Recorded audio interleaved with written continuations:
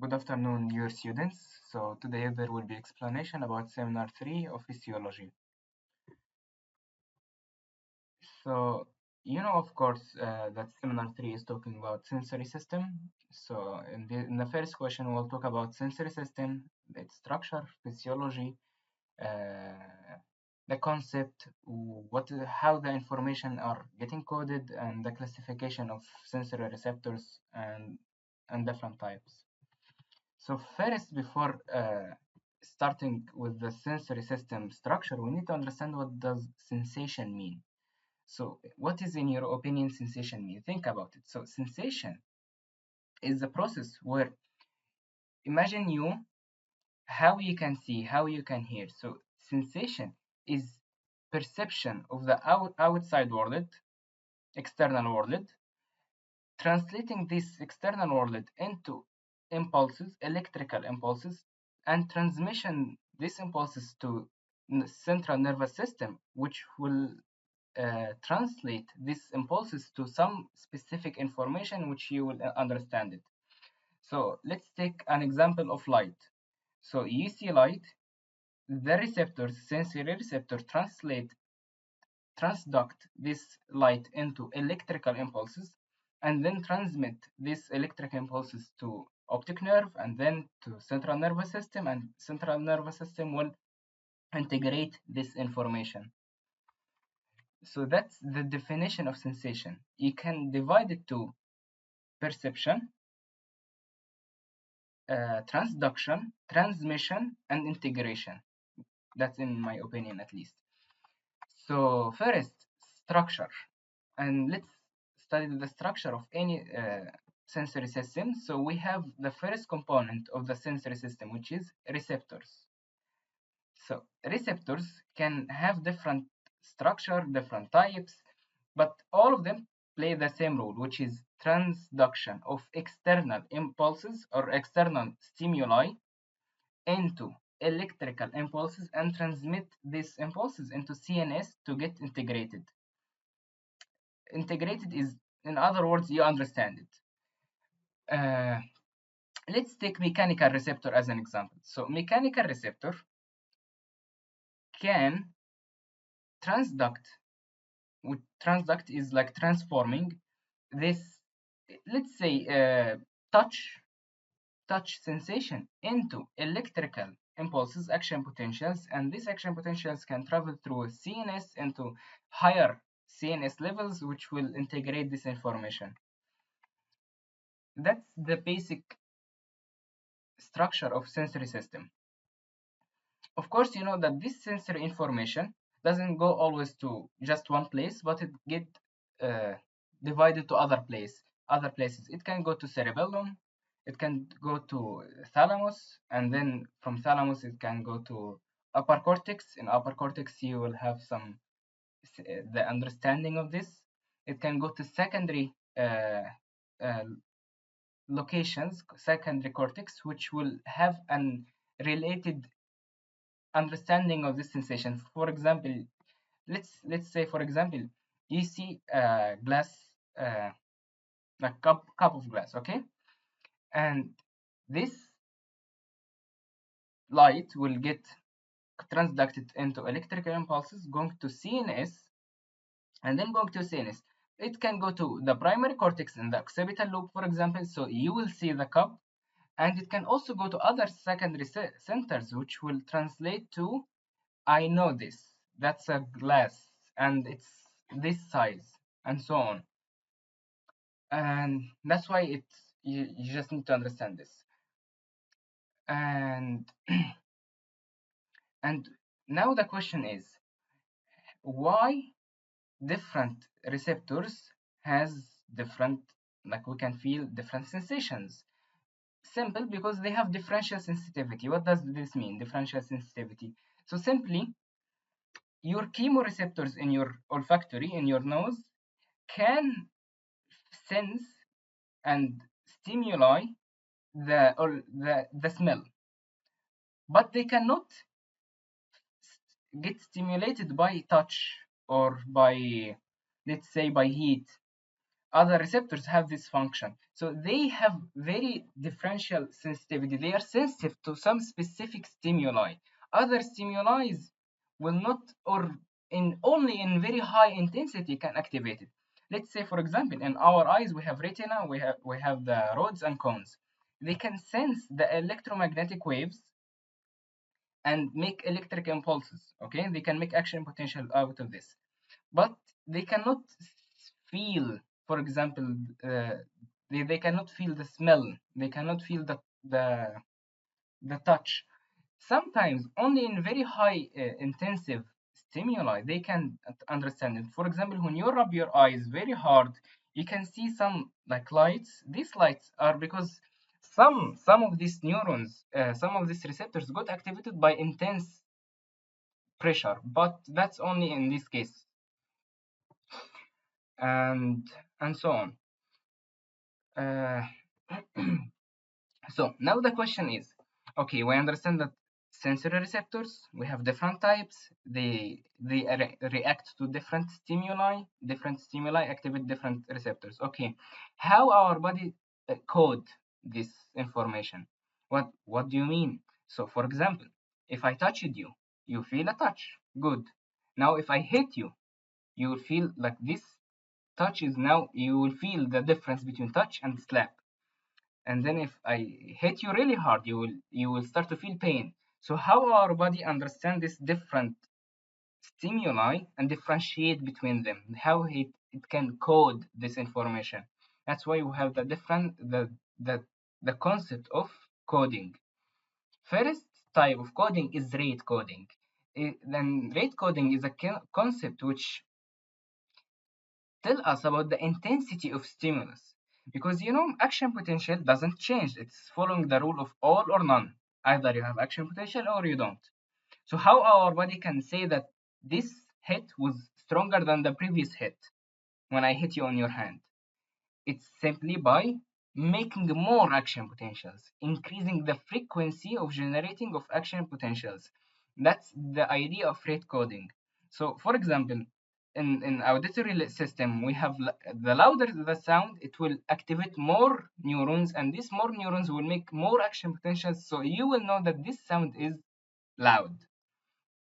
Examples in somatosensory system, as I explained, the higher the pressure, the more action potential. And you can see here we have a stimulus. It could be in for one neuron, like fire this amount, another neuron, it fire this more frequency, more action potentials, and this more. Each line represent one action potential. So more action potentials. So for example, you can feel the touch on your hand and on your lips, but on your lips it's more sensitive, and that's the concept of threshold. We are coming to it. The second is temporal coding. What does it mean? So different stimulus can fire action potential, but in different timing. Why that's helpful? So it's helpful in case of our, for example, in our ear. So let's say higher frequency sound will cause the, like, let's say higher intensity, and this will cause a firing of the action potential early, and lower frequency will make it fire late. So this different in timing, your body will understand, your CNS will understand that, oh, the early one, it was the high frequency sound, and the late one is low frequency sound. And that's temporal coding, and it differ from rate coding. So let's say here we have one stimuli intensity, let's say. So it will cause one, two stimuli, two. You know, in rate coding, it will cause uh, two frequency, for example, two action potentials.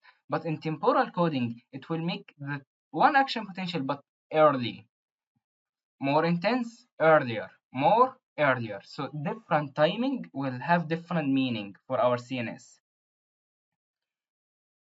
Next coding is labeled line coding. So labeled line, we can call it another way, pathway coding. Why? So you know that we have different sensation in different places in our body. So you have taste buds, which can detect the taste with taste receptor cells, and you have the hair cells in your ear to detect the sounds, and you have the in your retina rods and cones to detect electromagnetic waves. So, and these sensations are gathered in some specific pathway going to CNS together. So your body, you know that, oh, the electrical impulses coming from this pathway, it's for, let's say, for vision, and this for taste, and this for feelings like the touch and pain and heat. So different pathways. And if you studied neuroanatomy, this will, like, you will notice this phenomenon in the tract. So another concept it may be confusing is modality. So what does modality mean? As I told you, modality is each group of cells, sensory cells, has specific stimuli they react to. So mechanical receptors, their modality, that's their modality, the mechanical effect. Olfactory, they are chemical. Taste, similar, they are chemical. So that's the modality concept. And the labeled line coding, they called labeled line because this, for example, this pathway for olfactory, which following the olfactory nerve and so on, it's known, yeah, this information coming from this nerve, yeah, I know it's from olfactory, and so on. We know, of course, that receptors should have some general properties. Not any cell are receptors. So what properties they should have? First, specificity. They should be specific. They react and respond to specific type of stimulus, and that's known as adequate stimulus. As I told you, olfactory react to chemicals, odor, smell, while touching, like touch receptors, mechanical receptors can react to touch, vibration, pressure. They should have some receptive field. So these receptors in some area, in this area, let's say around this receptor, there is some specific area which, where if stimulus happen, they will cause the receptor to be activated. So for example, touching, that if I touched you on your hand, you will feel that the touch is on your hand. But if I touched you on your leg, you will not feel it in your hand, but it's on your leg. And that's the receptive field. Like each receptor has its specific area to react to it. It's not unlimited area. Transduction, every receptor cells should be able to convert stimuli into electrical signals, which is, in other words, excitability. They should be excitable. Threshold, receptors should have threshold. They should have threshold, which is like the minimum intensity, which will lead to generation of detectable response. Adaptation, which is their ability to respond to decrease the response to constant stimulus. Why they should have these properties? So for example, if you smelled some smell, if the adaptation will help you, and sometime you will feel this smell less and less. The smell didn't disappear, but you are getting adapted to it. And of course, they should have coding and modality, as I told you in the previous slides. Classification of sensory receptors and their types. So we know they can be classified according to their stimuli to mechanoreceptors, thermoreceptors. Mechanoreceptors for vibration, touch, pressure. Thermoreceptors for changes in temperature. Notice it's change in temperature, not the temperature. I will explain it in future questions. Nociceptor for pain, electromagnetic receptor for vision, like rods and cones, and chemoreceptor for taste, smell, and osmolarity, and so on. And the last thing is primary and secondary sensory receptors. What is the difference between primary and secondary receptor? Primary receptor, when we have the receptor is part of the neuron which is transmitting the signal. What does it mean?